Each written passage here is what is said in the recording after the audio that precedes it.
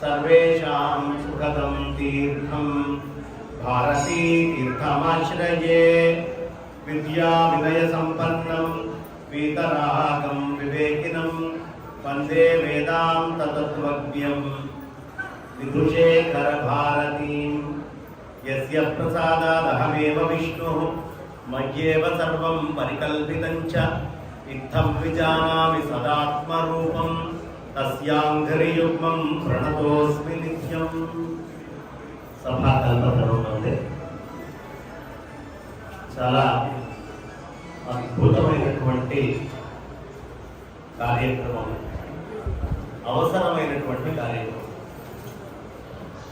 ఎందుకు అవసరమయ్యా అంటే ఈ జీవితంలో పుట్టినటువంటి ప్రతివాడు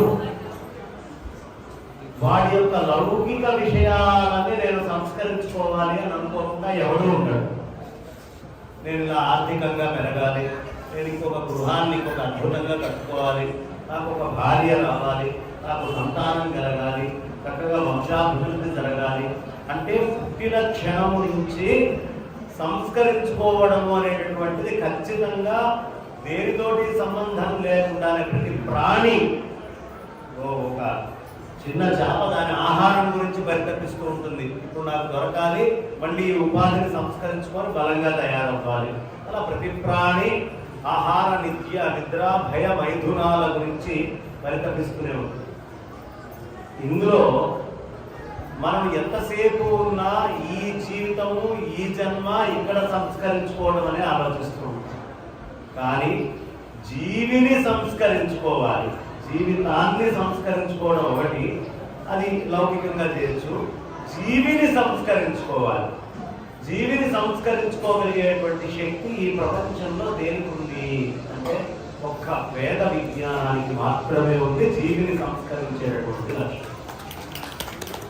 కాబట్టి జీవిని సంస్కరించాలి అంటే మనం ఒక పాలు తెచ్చుకున్నాం, ఆ పాలు కాచకుండా మీరు అలా వదిలేస్తే కాసేపటికి ఆ పాలు మొత్తం పాడైపోతుంది.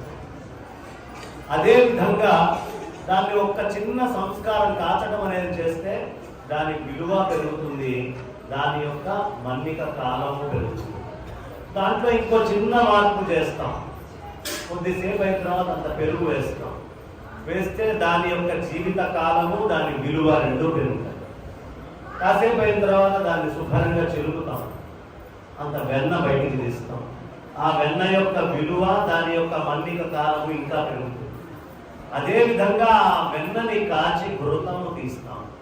ఈ ఘృతానికి మనం ఇవాళ రేపు బయట తినేటటువంటి నెయ్యి మొత్తము కల్తీ కాబట్టి 2 నెలకో పాడైపోతుంది. నిజమైనటువంటి ఆవు నెయ్యి ఎన్ని వందల వేల సంవత్సరాలున్నా పాడవడం అనేటటువంటిది ఉండదు.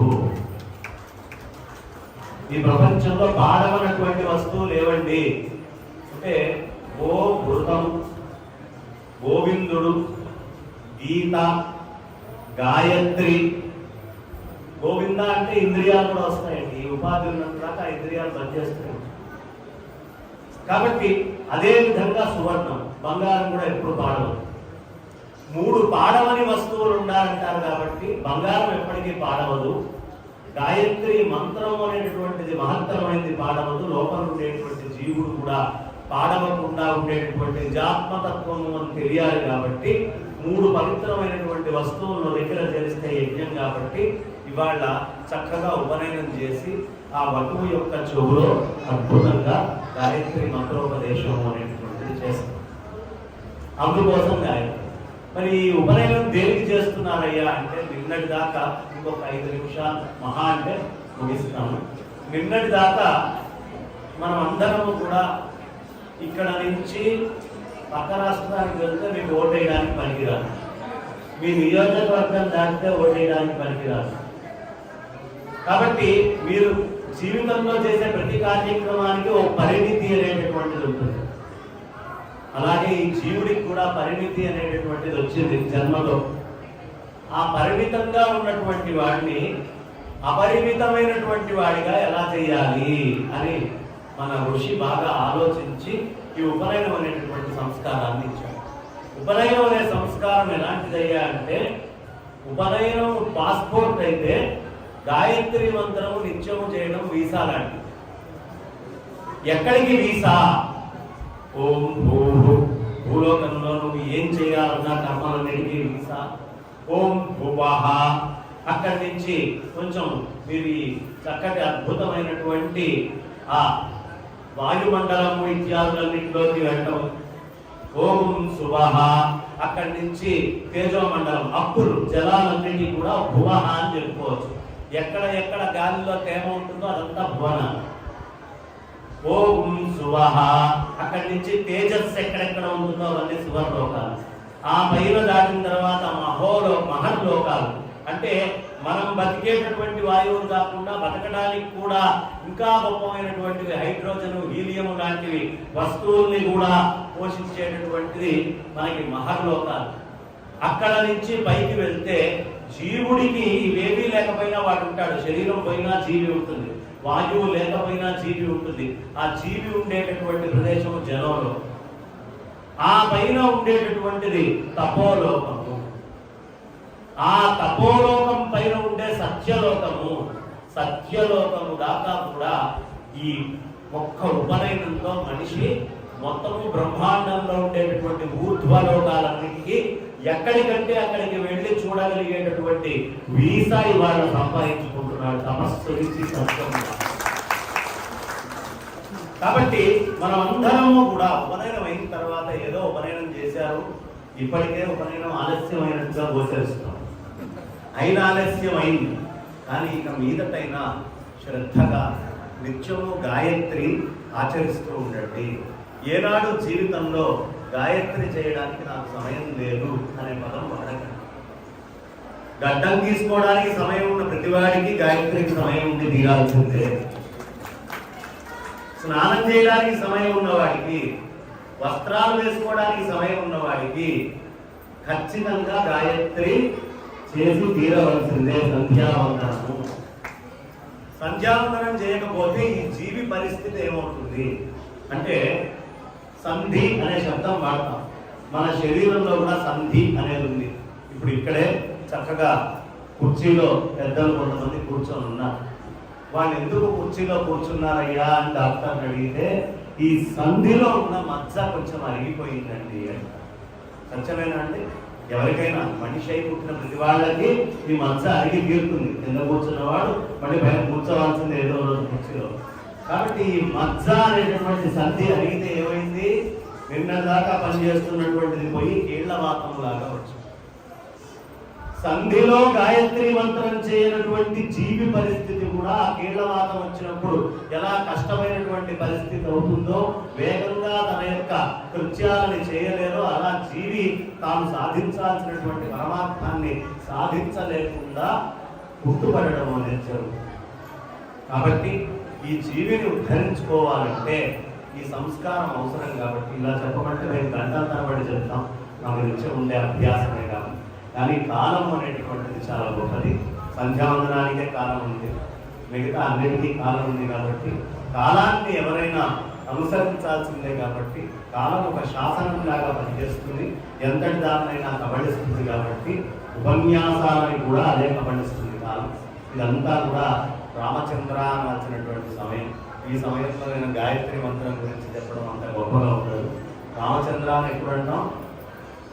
అన్నమో రామచంద్ర, అన్నం తినాల్సినటువంటి సమయంలో మిగతా అన్ని విషయాలు ఇప్పుడు తీసుకుంటే పెద్ద ఇబ్బంది అవుతుంది. కాబట్టి ఒకటే ఒక సూచన, చక్కగా సంఖ్య వార్చుకోండి.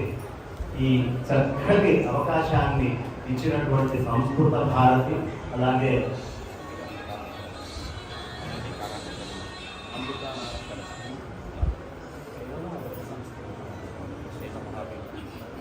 శైవ మహాపీఠము జంటనగర శాఖల ఆధ్వర్యంలో అద్భుతంగా ఈ కార్యక్రమం దీన్ని తీసుకొని ముందర అడుగు వేసినటువంటి అంబికానాథ శర్మ గారికి గట్టిగా ఉంటారు. మీ ఇష్టం, మీరు భోజనానికి వెళ్ళాలంటే గట్టిగా తప్పకపోతుంది, లేకపోతే వదిలిపెట్టింది. గట్టిగా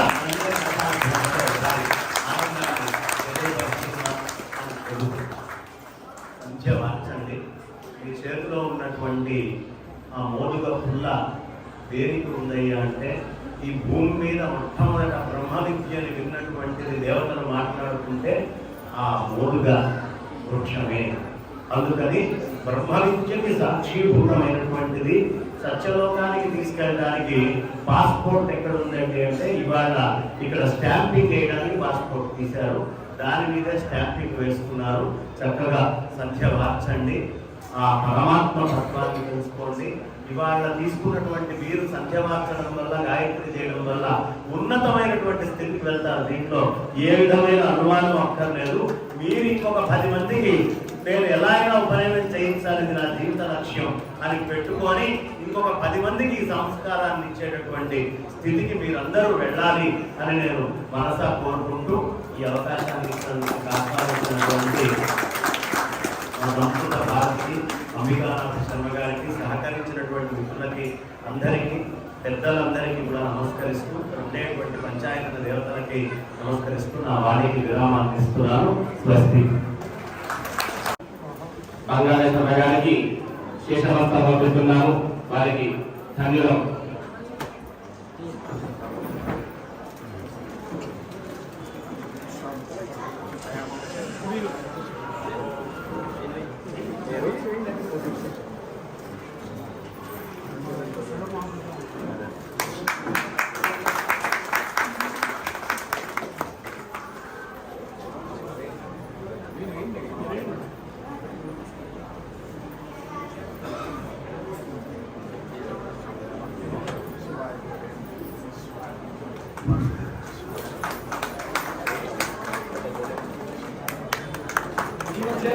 జిల్లా గ్రౌండ్స్ లో 3 రోజులు సభలు జరిగాయి. వీరభద్ర వాయిద్యాన్ని సభలు, దాంట్లో వారు 3 రోజులు కూడా చక్కగా తిరుమల నిరంలో వ్యాఖ్యానాలు వచ్చారు.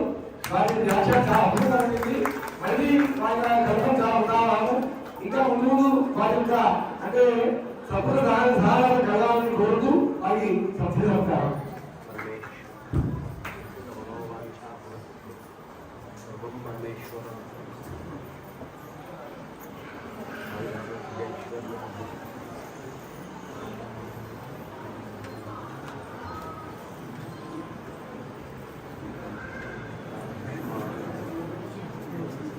Shalom.